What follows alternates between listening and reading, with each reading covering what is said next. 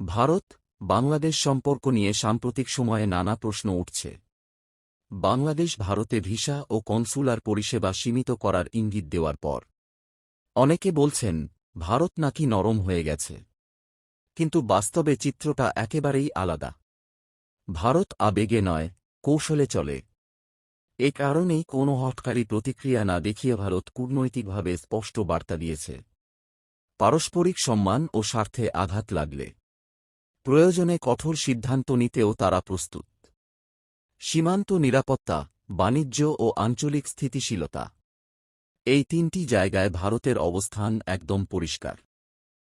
চাপের রাজনীতিতে নতি স্বীকার করা ভারতের নীতি নয়। বিশেষজ্ঞদের মতে শক্ত দেশ মানেই চিৎকার নয়। শক্ত দেশ জানে কখন চুপ থাকতে হয় আর কখন কড়া হতে হয়।